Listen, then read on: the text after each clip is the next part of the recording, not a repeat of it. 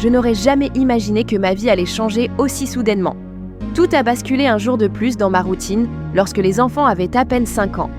Ma sœur est décédée en accouchant de ses triplés. Elle n'a même pas eu le temps de voir leur premier sourire, ni de les voir grandir. C'était un choc pour toute la famille. Elle avait été ma seule famille. Elle était ma confidente, ma complice, ma meilleure amie. Je me souviens de ce jour comme si c'était hier. Elle m'a tendu ses bébés juste avant de fermer les yeux pour toujours et m'a dit « Promets-moi de tout faire pour eux ». Je n'avais même pas réfléchi à la promesse. Je l'ai faite automatiquement, le cœur lourd. Je n'avais pas le choix. Je n'avais jamais imaginé que je devrais aussi gérer le poids d'un tel engagement. Ces 3 bébés, à peine nés, avaient besoin de moi et j'étais tout ce qu'ils avaient. Mais leur père, il était complètement absent et je n'avais même pas un visage à mettre dessus. On m'avait dit qu'il était un homme sans responsabilité qui avait fui à la première occasion. Il n'avait pas de père, juste une famille qui s'effondrait sous le poids du chagrin. Je me suis battue pour eux, chaque jour. Les nuits blanches, les pleurs interminables, les visites à la pédiatre, les coups de téléphone à la crèche, les rires d'enfants qui me donnaient de l'espoir.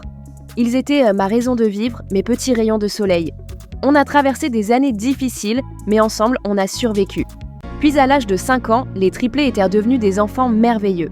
Leur personnalité se dessinait, leur sourire était contagieux, et je les voyais grandir dans un environnement où l'amour et la stabilité étaient la priorité. Je me sentais forte, je croyais que tout allait bien. Mais c'était sans compter ce qui allait se produire un après-midi d'été. Un de ces après-midi tranquilles où l'on croit que la vie est parfaite. Je les regardais jouer, pensant que tout allait bien, jusqu'à ce que je voie un homme étrange à l'écart, les observant fixement. Mon cœur a commencé à battre la chamade. Il s'est approché plus près, et mon instinct m'a dit que quelque chose n'allait pas. Je me suis levée, prête à intervenir. Mais il a agi vite. Avant que je puisse réagir, il a attrapé l'un des triplés. J'ai crié, mes jambes couraient à toute vitesse vers eux, le temps semblait s'être arrêté. Nos regards se sont croisés. Son expression était glaciale, impitoyable.